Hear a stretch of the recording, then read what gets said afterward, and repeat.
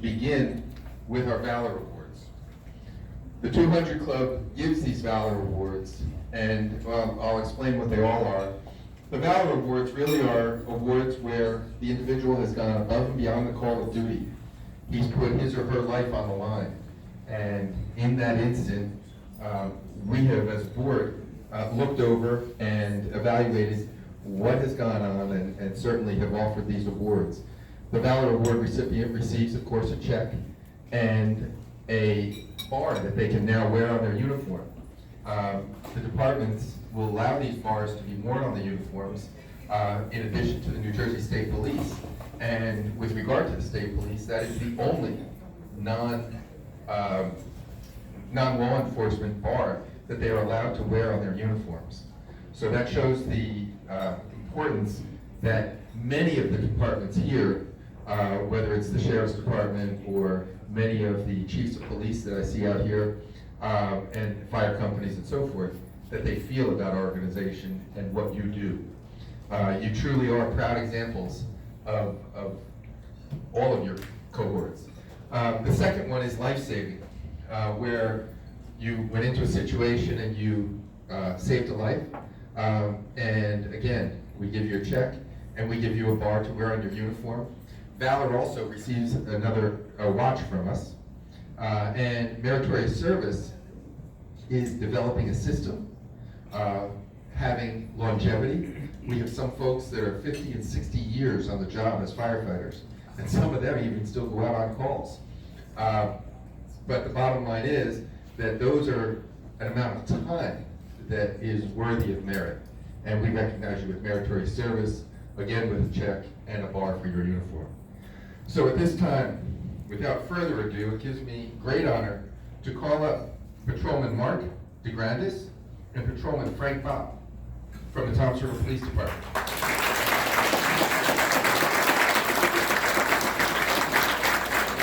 Ladies and gentlemen, on March 14, 2017, Patrolman Mark DeGrandis and Patrolman Frank Bob responded to a call for a well-being check and a PESS screening for a local individual. While searching the residence for the homeowner, the individual suddenly jumped out of the closet and attacked Patrolman DeGrandis by grabbing his neck and attempting to disarm him. The struggle continued to escalate to the point that Patrolman DeGrandis and Patrolman Bob had to respond with deadly force using the weapons in this extremely dangerous situation, putting their lives at risk. Congratulations, gentlemen.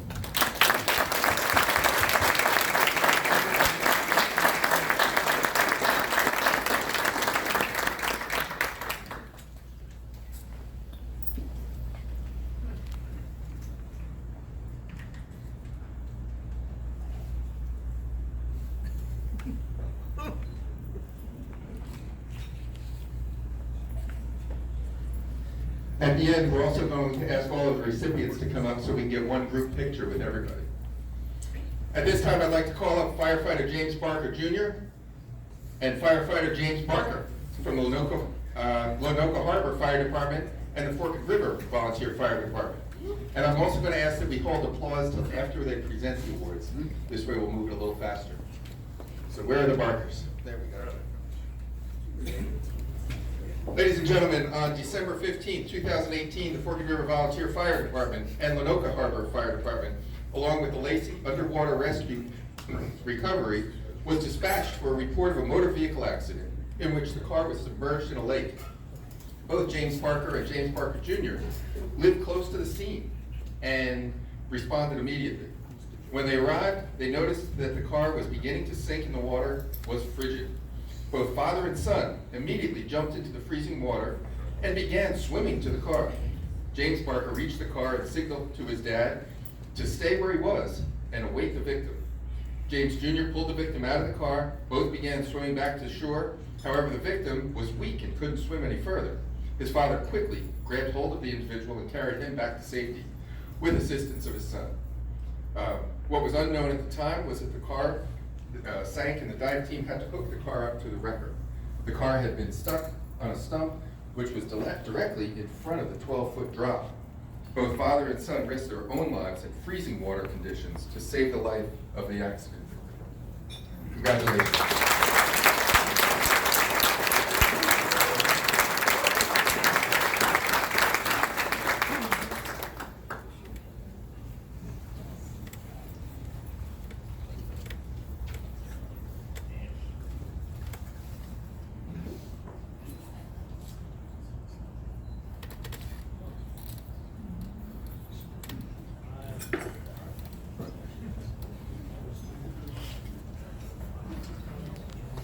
I'd like to call up Chief Paul Mazzio from the Laurent Fire Company.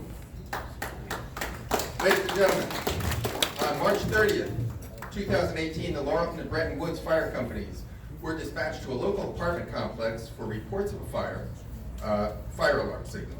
It was soon reported that multiple fire alarms were heard, and the complex and police officers were advised that there were smoke conditions coming from inside the building. Chief Mazzio arrived on the scene and entered the building to report the conditions. There were smoke conditions on the first floor, and he proceeded upstairs and continued his search.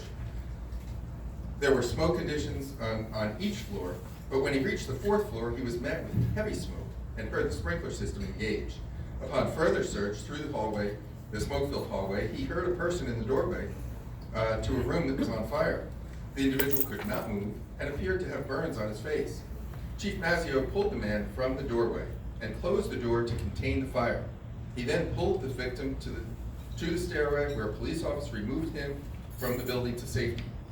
Chief Mazzio met another firefighter on the floor and proceeded back to the room with a water can. Once at the room, Chief Mazzio knocked down the bulk of the fire and performed a secondary search. He then ventilated the room by breaking out a window as firefighters stretched a large hand line into the room. Chief Mazzio risked his own life by entering the dangerous conditions to rescue the victim from the growing fire, and realized that he was the first to arrive on the scene. The truck wasn't there, and he didn't have equipment either. So, congratulations, Chief.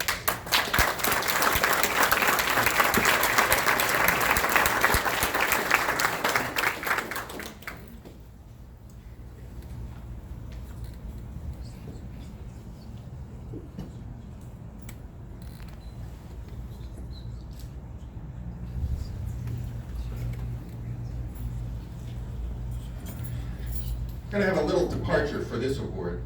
I'd like to have Patrolman Thomas Elwood and Patrolman Kyle Lamar come up. And I'd also like Marissa to join us, along with, is there a significant other for Kyle? Let's have her come up as well. All right. I just want to recognize Patrolman Elwood at this point, because he and his wife just had a baby 4 days ago.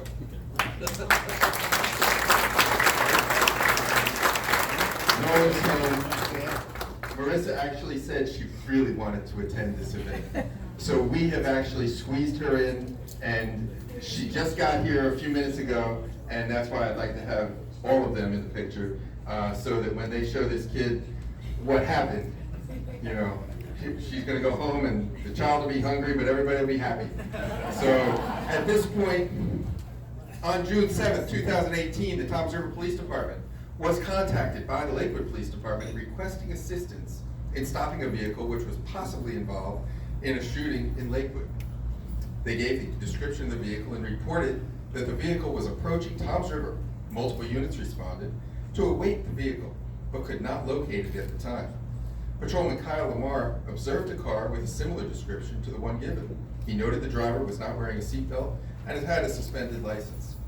As Lamar attempted a traffic stop, the vehicle quickly sped away, and the driver was driving recklessly.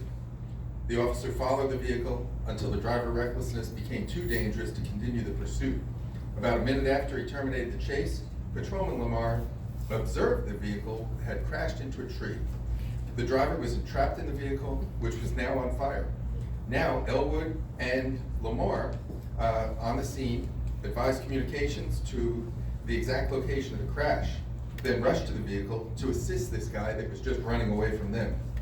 As Lamar attempted to suppress the flames, Patrolman Elwood attempted to extricate the driver from the vehicle, which was badly mangled. The fire continued to burn, and the officers noted that the driver's legs were completely stuck in the wreckage.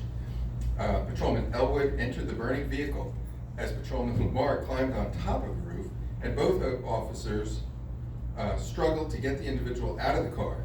The flames were steadily growing, and the smoke overtook the vehicle.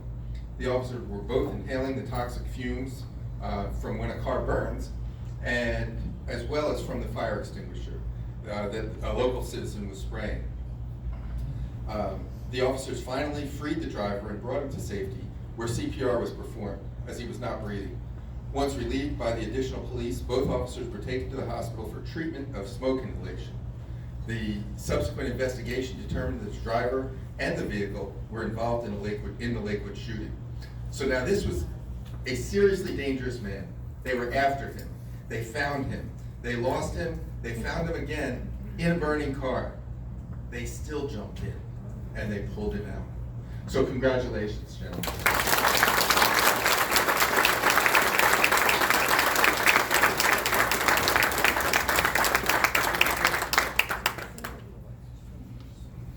You gotta get away from the lights so we can get into the picture.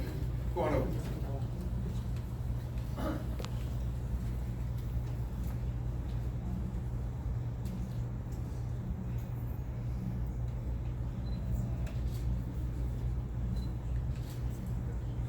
I have one more quick presentation before Marissa leaves. Marissa, come on up. You didn't have a chance to have dinner with us, so we'd like you to take dinner home.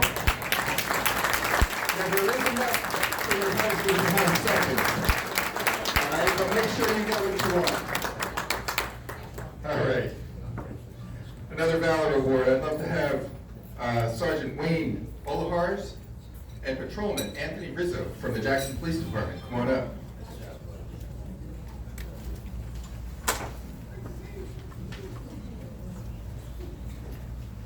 As they're coming up, I'd like to read that on December 23rd, 2017, Sergeant Wayne Oldham and Patrolman Anthony Rizzo, along with members of the Jackson Police Department, were dispatched to a residence for a disturbance call. Upon their arrival, they discovered the individual had assaulted his father and brother and barricaded himself in the bathroom with several knives in his possession. Sergeant Oldham ordered the subject out of the bathroom, but he refused. At that point, he forced entry into the room by kicking the door in. The individual lunged at him with a knife in each hand, attempting to stab him. Oldham was forced to fire his weapon and end the threat, striking him in the arm and chest. The subject was bleeding heavily, and Sergeant Rizzo and Oldham began life-saving efforts, and Rizzo then placed a tourniquet to the subject, therefore saving his life. Again, congratulations, gentlemen.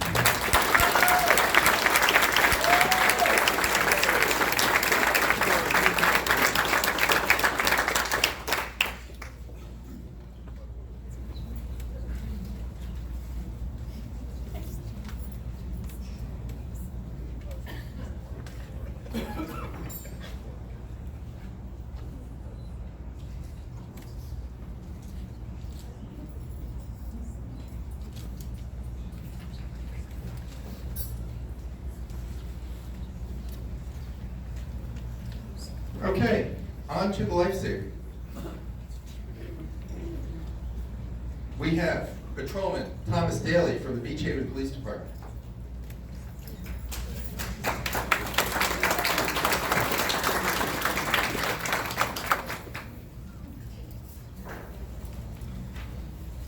On July 5th, 2018, Patrolman Thomas Daly was dispatched to a call of a swimmer in distress. He arrived at the scene to discover a swimmer caught in a dangerous rip current and unable to swim back to shore. Patrolman Daly immediately entered the water and swam out approximately 100 yards into the rip current to reach the exhausted swimmer. Due to his quick actions, Patrolman Daly was able to get the swimmer back to shore within a few minutes, averting what could have been a tragic situation. Again, when we see things on the ocean and we live by the water, these guys are not quote-unquote lifeguards, but they're not afraid to jump in and do what's necessary. Congratulations, sir.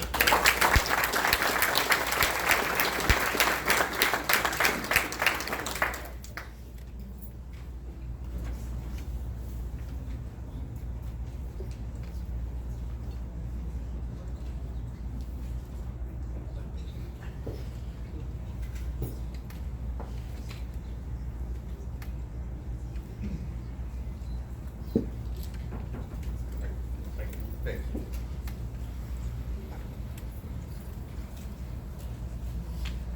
Okay. The next one, Chief Burniford of the Hardy-Cedars Police Department is not here, but I'd like to read what is going on with him. On July 20th, 2018, while on his way to work, Chief Bernaford responded to a call of a swimmer in distress. He was not in uniform and had no gear with him at the time. However, as a former lifeguard, Chief Bernaford immediately went into action. He jumped into the water and swam out approximately 75 yards into the rip current to reach the exhausted swimmer. Chief Bernaford was able to help bring the victim back to shore safely, where he was examined by first aiders and cleared. His quick actions averted what could have been a serious tragedy. Let's congratulate him.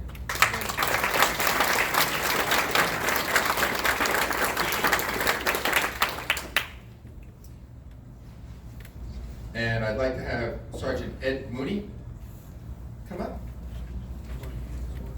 Oh, I'm sorry, he's not here either. So again, on August 30th, 2018, Sergeant Edmund Mooney responded to a call of a motorcycle accident on a bridge. Upon arrival, he was notified that the motorcycle driver was traveling at a high rate of speed and lost control of his bike and was ejected. The driver's arm was severed at the bicep, and he was profusely bleeding. Mooney quickly applied the tourniquet to slow the bleeding and stayed with the victim until a helicopter airlifted him to the Regional Trauma Center, where he underwent emergency surgery. The victim survived the incident due to his quick actions. Congratulations.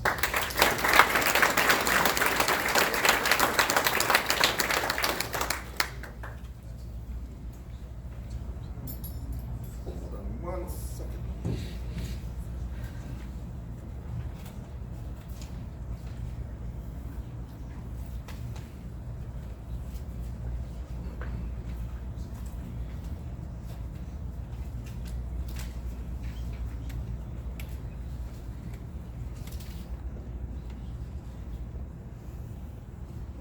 Do a meritorious service and then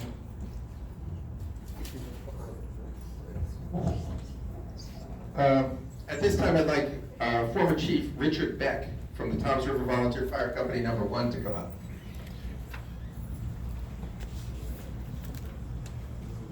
Okay, he's not here either. No problem. Former Chief Richard Beck has a long and distinguished career and record of achievement of serving with the Toms River Volunteer Fire Company No. 1 for 60 years. Chief Beck started his career with the Toms River Company in 1959 and has held many positions throughout it, including Chief, President, and recently submitted his life membership request after serving as an active fire officer for the past 6 years. Chief Beck also served on the Toms River First Aid Squad for many years, as well as Sipagai's Chemical Company Fire Brigade, where he held many ranks, including Captain and Deputy Chief. Chief Beck's constant faith and steady decision-making skills has helped. He has also served as chaplain for the company and remains active, still responding to calls and being a mentor to the younger members of the company. We certainly say congratulations to him.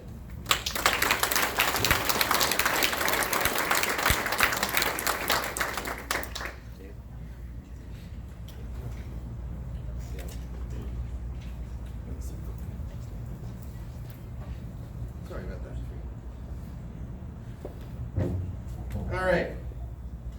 We have patrol person Ashley Stahl, Patrolman Hunter Ellenberger,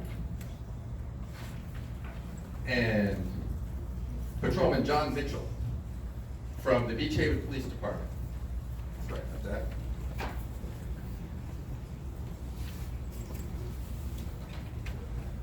Ladies and gentlemen, during the early morning hours of July 20th, 2018, Patrolman Ashley Stahl, Hunter Ellenberger, and John Mitchell were flagged down by a swimmer in the bay who was struggling to stay afloat and was near drowning. Without hesitation, Patrolman Stahl jumped into the water and provided relief for the exhausted swimmer, who was trying to stay afloat on his own after falling off the dock. Patrolman Ellenberger and Mitchell quickly maneuvered a floating dock nearby and removed the victim from the water. During the entire scene, all three officers were treading water. The victim was transported to the hospital for treatment and survived the incident because of the quick thinking actions of these three officers. Congratulations.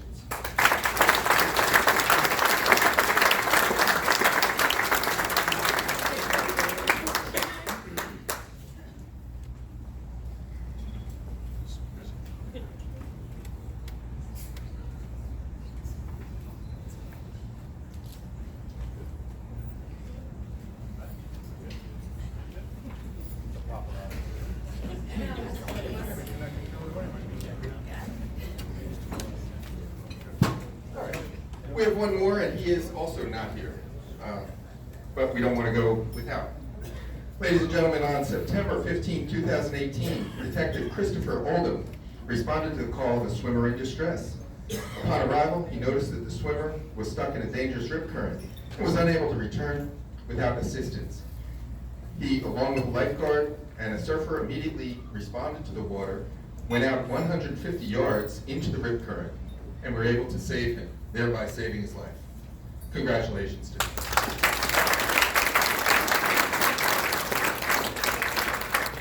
At this time, I'd like to have all of the recipients come back up to the front, and we'd like to take one group picture.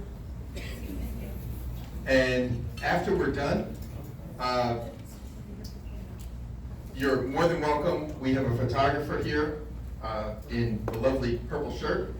Billy will be happy to take pictures for you, and you can either let him know or we'll track it down and figure out how to get the pictures to you.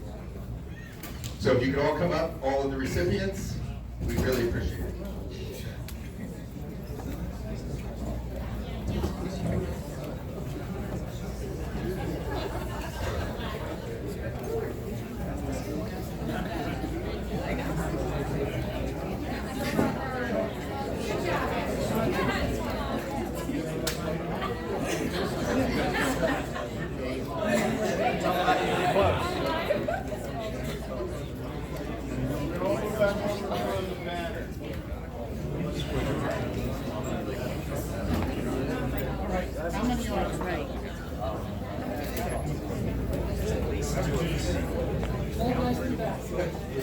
So I'm definitely in the back.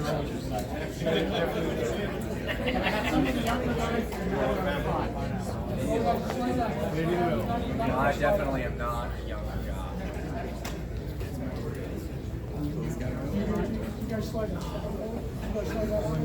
Are you serious?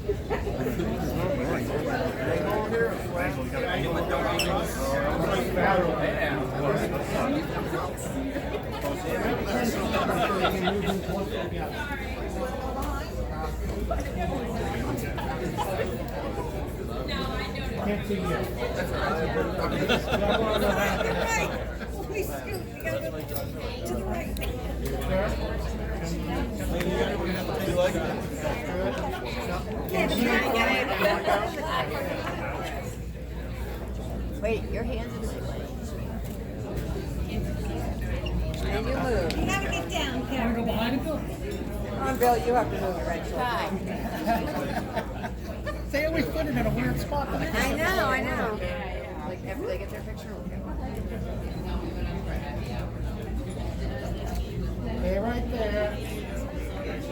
Am I in your way? It's called being short, it works.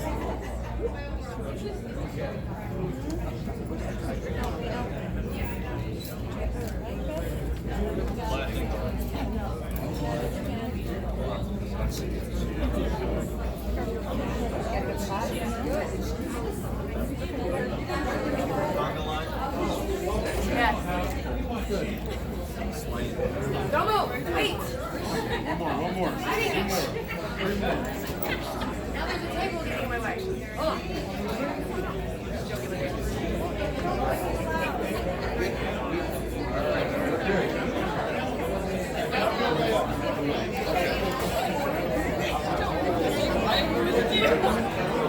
Okay, one more thing. Before we end, everybody, if I can have your attention. Do it. If I could have your attention just for one more second before we adjourn our meeting. I'd like to bring up Ed Liston, President Emeritus. Ed was the president of our organization for 25 years, and he's going to do the closing prayer, and then we'll be all good to go. Thanks, Dave. Ladies and gentlemen, if we could all bow our heads. I would like to first thank Admiral Busby for his presentation this evening and his service to our country. Yesterday was a day for us all to remember service to our country. It was the 75th anniversary of D-Day. And I want to pick up on something that Admiral Busby talked about, and that is service and sacrifice. There's no family in this country that didn't lose a member or a distant member of its family in the Second World War. My family lost the uncle I never knew, Seaman First Class, Neil J. Lucy, on the Arizona on December 7th, 1941. And in deference to his memory and in deference to Admiral Busby, I would like to read the first verse of the Navy hymn as the benediction this evening. Eternal Father, strong to save those whose arm has bound the boundless wave, who bids the mighty ocean deep its own appointed limits keep. Oh, hear us when we cry to thee for those in peril on the sea. God bless all of our public servants, all of our uniformed services, and all of those who have sacrificed over the years to keep this country great. God bless.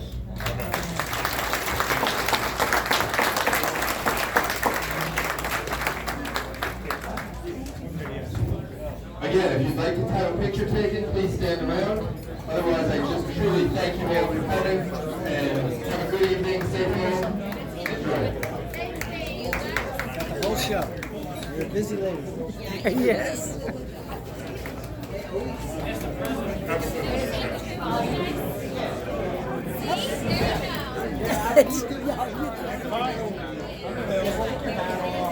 What do we got going? Anything good?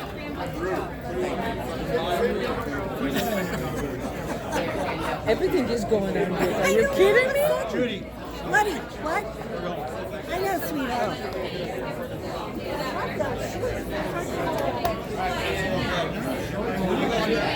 That's right. Huh? You don't know how to do that. What do you got? Yeah, I can do it. Thanks. Oh, we have a drink.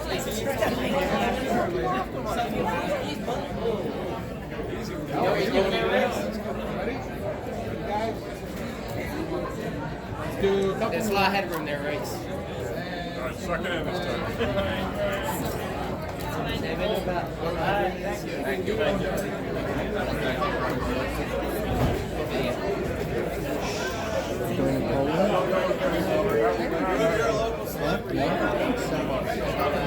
Last time you